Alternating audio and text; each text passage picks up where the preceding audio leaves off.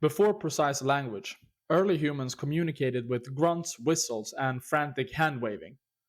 It was very effective, but compared to talking, it's like the bandwidth of a carrier pigeon against fiber optics. Eventually, someone got fed up with the repetitive grunting and upgraded to structured speech, creating a collective repository of relevant knowledge that exceeds individuals. Meanwhile, other species were stuck copying and pasting relevant information through simply DNA or imitation, while we were here busy building towers that catch 5,000-ton starships thanks to increased bitrate between distinct beings, which is humans, yeah. You can visualize this repository of information as the limited tissue of information between the nodes, that is, the individuals. For information to exist in this medium, it has to compete though. Imagine this repository as an exclusive nightclub with a strict bouncer, the hippocampus. He's deciding which ideas or pieces of information that get in based on how engaging, memorable, and socially relevant they are. Because, let's face it, I don't want to hear every random thought in your brain, and you wouldn't want to say it out loud either.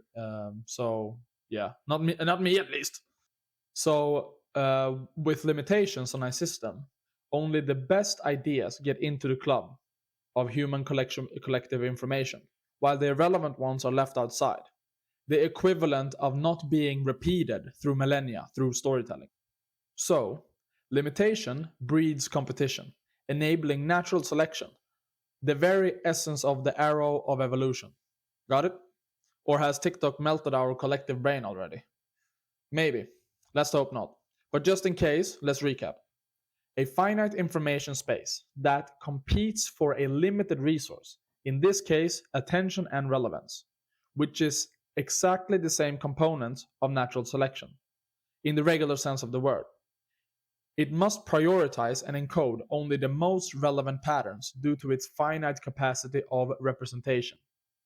This is why certain pattern gets prioritized over others and stick around ultimately. Enter the scientific method, the new kid on the block, using falsification as a method of deriving truth, separate from the information natural selection process that I'm talking about.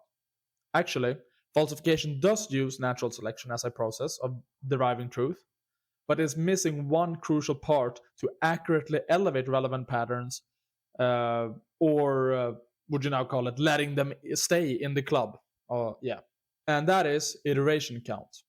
It's constrained by the component of repetition, which requires immense time, something little bro does not have.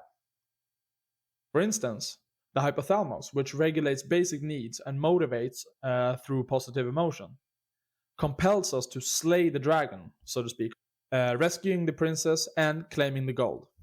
A mythic narrative named Hero's Journey, that later was confirmed by fMRI observation. This shows that the storytelling as a product of information natural selection can uncover truths long before falsification shows up. So on the one hand, you have the swift judgment of falsification versus the slow brewed wisdom of cultural narratives. We must not forget that the insights that endure test of time, leveraging natural selection, is an even stronger contender that may be at first glance, even in the realm of objectivity. Subscribe, please. Yeah.